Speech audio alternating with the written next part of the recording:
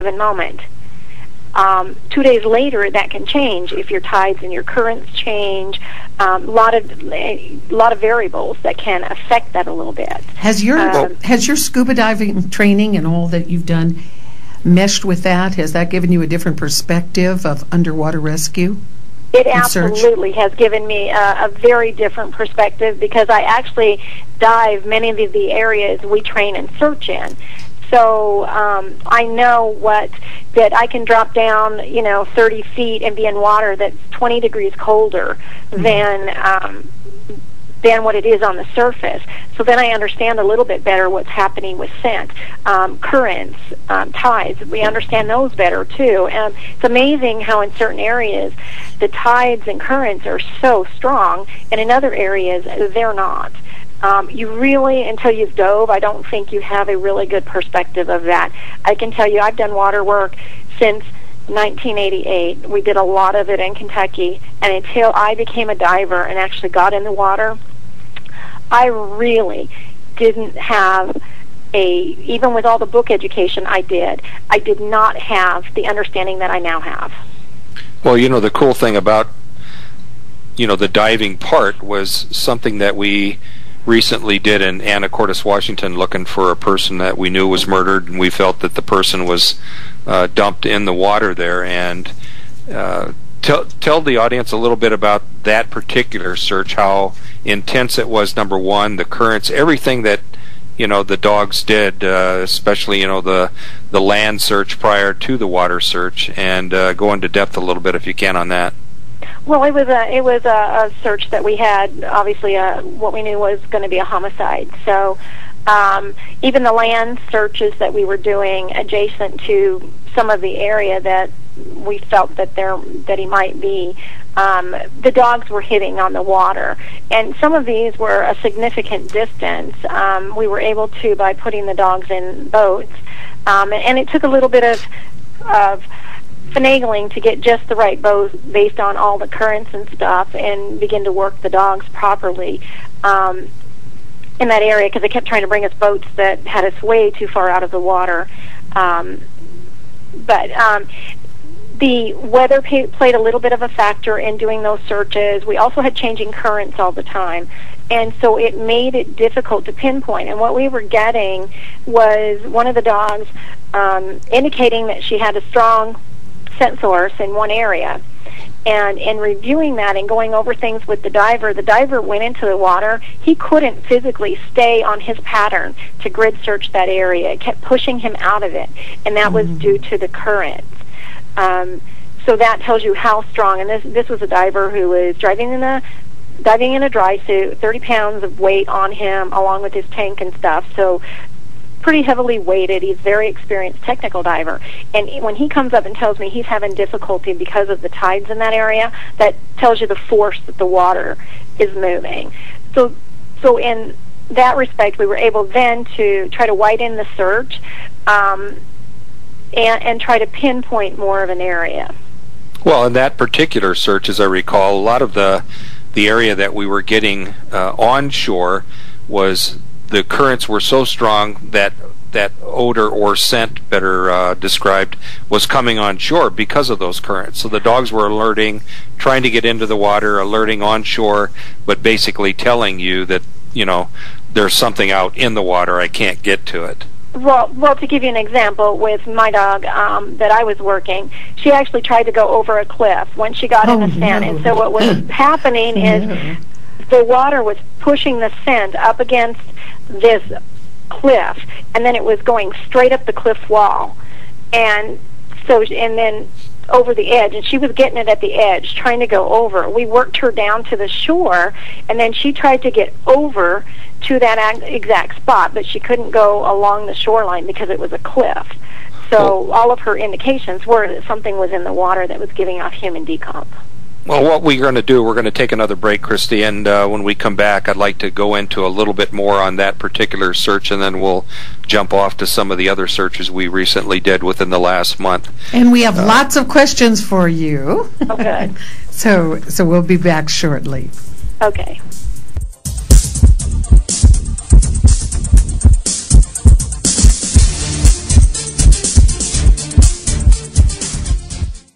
This is Paul Truelove on Zeus Radio Network for HearWomenTalk.com. Hats galore.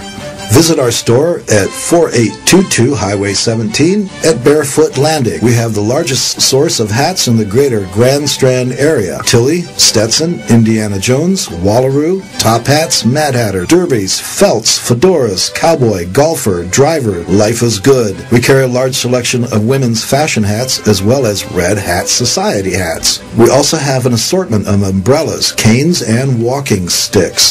Hats galore, located at Barefoot Landing in North Myrtle Beach. We are the best source for hats in the Grand Strand area. Hats galore at barefoot.com. Tonight, take an adventure on the Myrtle Beach Ghost Walk. Explore the haunted swamps where alligators and the ghosts from long ago still reside. Stroll across floating walkways beneath the Spanish moss as your pirate guide leads you by lantern and shares 13 spooky tales along the way.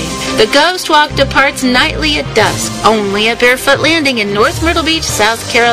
Call 843-361-2700 or visit myrtlebeachghostwalk.com for advance tickets. The Myrtle Beach Ghost Walk. Hi folks, this is private investigator Vicki Childs, host of the Vicki Childs Show on Hear Women Talk Radio. How safe is your cell phone? Is someone listening to all your calls or reading your text messages? How about your computer? Is someone watching all of your keystrokes? Or do you want to know what your child, your employee, or your spouse are doing on a computer or cell phone? If you need computer or cell phone forensics, do what I do. Talk to Steve Abrams at abramsforensics.com. Steve is a highly respected and skilled forensics expert as well as an attorney. Contact Steve Abrams for a free 15-minute consultation at abramsforensics.com. That's abramsforensics.com, or click on the Abrams Forensics banner ad on Hear Women Talk and use promo code HWT. When you're in Myrtle Beach, South Carolina, home of Zeus Broadcast Network and Hear Women Talk,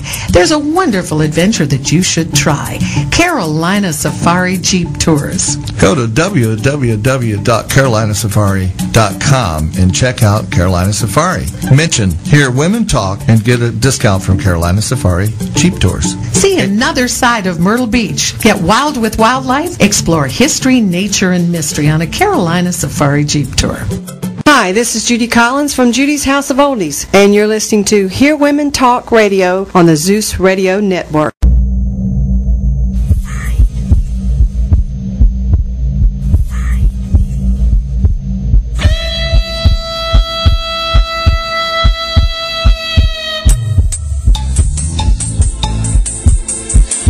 Police psychics. Find me.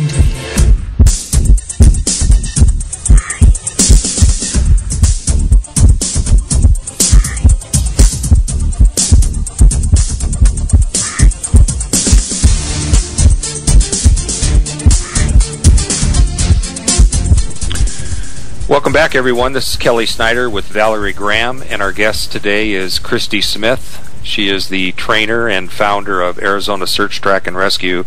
When we took the break, Kristi, we were talking about the Anacortes search, which I want to go back to. I did want you to explain a little bit more about the type of water we were dealing with, and the fact that, you know, we talked about the currents and everything, but in this particular case it was salt water. So explain the significance, if you would, you know, to that particular element that one of our chat room people had mentioned. The ocean. Wanted to know about the ocean searches. Right, but we'll talk about that later. Yes. Go ahead. I'm sorry. That particular search, and I'll speak for it, is we were dealing with a lot of, because it is in Puget Sound, which of course is salt water, where it comes up from the ocean through a lot of the different islands there. You're dealing with a lot of different currents. You're dealing with water, too, that varies in depth, anywhere from 2 feet to very quickly over 100 feet, within less than a tenth of a mile sometimes, and sometimes you have a drop that is, you know, from 4 feet to 80 feet very quickly in those areas. There are what they call reefs or barriers. When ocean comes up around islands, they'll wear away certain areas, and other parts they don't, and they'll form underwater, almost like underwater mountains in some areas.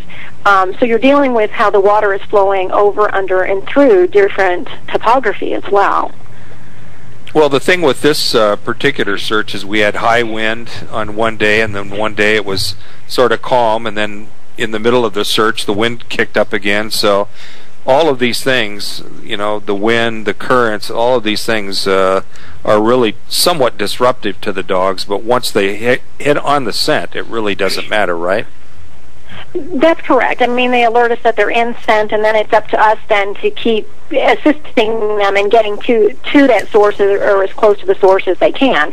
That's the tricky part. To go back and kind of explain how the dogs do water work is anytime there's a scent source underwater, their rafts of cells come off of that and float to the surface. It's kind of like pouring oil on water. It floats to the surface. Then it's moved along the surface, by tides, surface current, wind, etc. And those are the things that the dog's smelling. Right, and one of the things that I wanted to get in before we took the break, and I forgot, but Mark Stover, the individual we were looking for, the guy who got rid of the body, so to speak, was on trial last week and the week before that. But the irony to this whole case is here we are looking for Mark Stover, who is a dog trainer and was well known in the Anacortes area and often referred to as trainer to the stars, because a lot of the dogs he trained were from athletes and people in the entertainment business. So I thought I'd bring that up just because here we are, well-known dog trainer like Kristi looking for a well-known dog trainer that in an ironic twist. Yeah, a little bit. And then one of the things during our search, the first search we did 2 weeks ago, while I think it was Kristi and Courtney and Kiki in the boat, Kiki being the dog, we had some shots fired at us, so that made things a little bit more interesting on that particular day. Did you ever find out who did that? No, we didn't, and I don't know. We gave the area where the shots came from, and there was a house in that area, so the police were supposed to follow up on it, and I didn't hear anything. Did you, Kristi? No, I didn't. So I don't know that they were ever able to determine exactly the exact location, because we're not sure if the shots were fired from there or from down on the beach in front of that house. So my dog just said they were closer than she would like them to be. Yeah, oh, yes. Anyway, one of the questions that we were touching on a little bit is, does the salt water versus fresh water, being out in the middle of the ocean versus being in an inlet, I'm assuming that there's tons of different reasons that this could change the scope of the search, but explain a little bit about the difference between fresh water and out in the middle of the ocean, so to speak. Well, out in the middle of the ocean, you're dealing with a lot more tides, sometimes heavier currents, sometimes lesser currents. So it all varies depending on also the freshwater body of water you're searching. The differences in saltwater versus freshwater is saltwater is more buoyant, so things tend to move more and a little bit differently because of that buoyancy than they will in freshwater. And that probably is the biggest hampering of scent. It just means we typically have a bigger area to search than we would in a freshwater body of water. But the actual technique is the same, isn't it? It is. It is. The general rule of thumb, too, is obviously in the ocean, you can have much more significant depths. To be honest, I have not heard of any case where a dog has located a body underwater at more than about 225 feet. It doesn't mean that it's not possible. That's just what I know of. And I don't know everything. I just know that that's what I'm aware of at this time. So that's the deepest that I've ever heard of. And that was in a freshwater body of water, not in saltwater. Well, to sort of tie this in, to what both of our groups do, I mean, I think most of the listening audience is aware that Find Me Group is separate from your group, but we've worked together for the past 8 years, sort of a continuous circle of psychics providing the information. We